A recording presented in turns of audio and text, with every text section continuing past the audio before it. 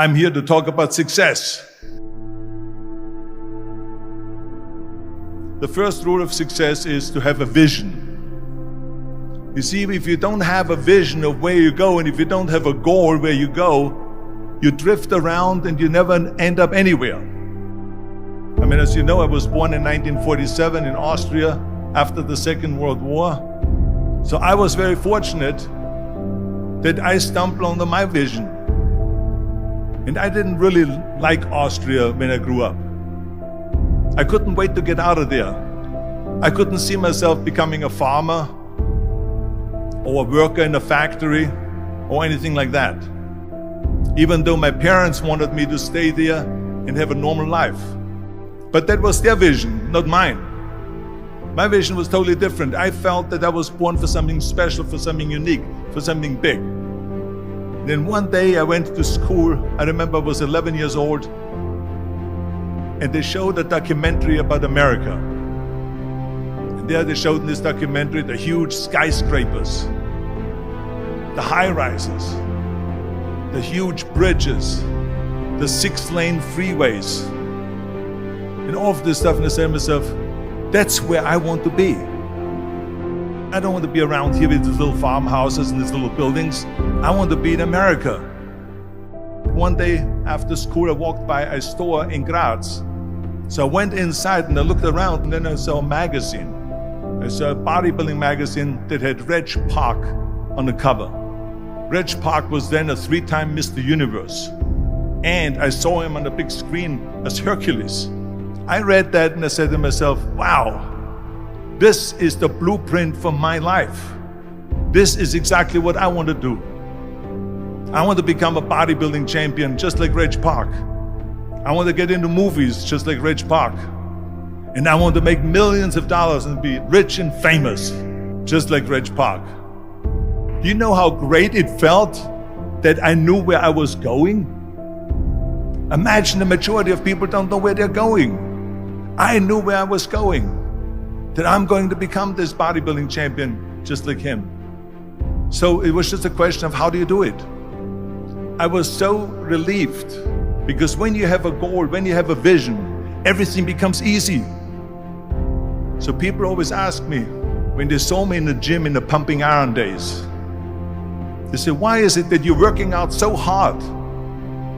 5 hours a day, 6 hours a day, and you have always a smile on your face. And I told people all the time, I said, because to me, I'm shooting for a goal. In front of me is the Mr. Universe title. So every rep that I do gets me closer to accomplishing that goal, to make this goal, this vision turn into reality. Every single set that I do, every repetition, every weight that I lift will get me a step closer to turn this goal into reality. So I couldn't wait to do another 500-pound squat. I couldn't wait to do another 500-pound bench press. I couldn't wait to do another 2,000 reps of sit-ups. I couldn't wait for the next exercise.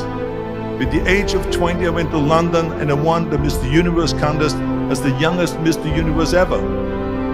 And it was because I had a goal.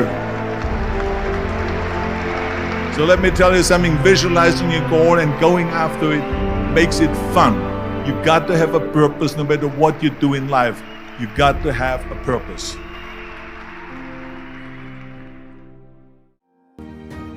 So that's rule number 1, have a vision. Rule number 2 is, don't listen to the naysayers. Don't listen to the naysayers.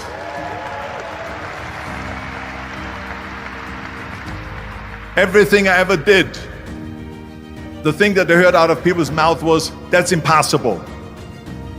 That can't be done. Or no. That is exactly what I heard, and of course I proved to the people that it can't be done. So whenever someone said to me, it can't be done, I heard, it can be done. When they said no, I heard yes. And when they said it's impossible, I heard, it is possible. I'm a strong believer of what Nelson Mandela said, that everything is always impossible until someone does it. Well, I'm going to be the one, I said to myself, I'm going to do it and I'm going to show it to them. Maybe it has never been done before. That's perfectly fine with me. But I'm gonna do it. And I did not listen to the naysayers. It's all about the hard work that you put in. I said to myself, in bodybuilding, I worked out 5-6 hours a day. I'm gonna do the same thing now for acting. And of course, I went to college to study English. I studied the accent removal, acting classes, and all of this stuff, all day long. I worked and I worked and I worked. And within a short period of time, I made one movie called Hercules in New York, which of course went right into the toilet. But it didn't discourage me. I still had the same vision. And then all of a sudden I did Streets of San Francisco. I did Stay Hungry and Pumping Iron and The Villain. And then all of a sudden I was asked by Dino De Laurentiis and by Universal Studio to star in Conan the Barbarian. And after I did Conan the Barbarian, the director at the press conference said to the press, the director was John Milius.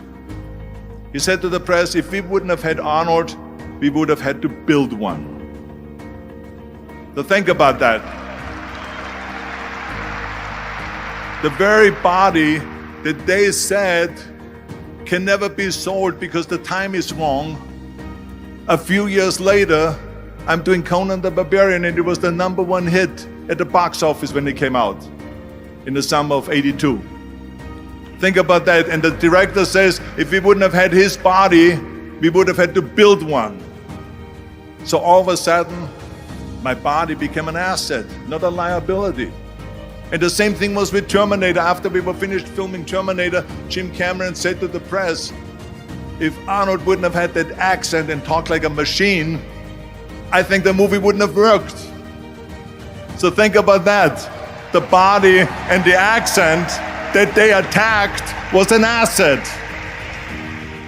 But I didn't listen to those losers. I didn't listen to them at all. It's just the reality of it is that you cannot listen to the naysayers. So this is a very important lesson for all of you. So when someone says, no, this is a stupid idea, you in your mind, you don't have to say it, but in your mind just say to yourself, you asshole. What do you know?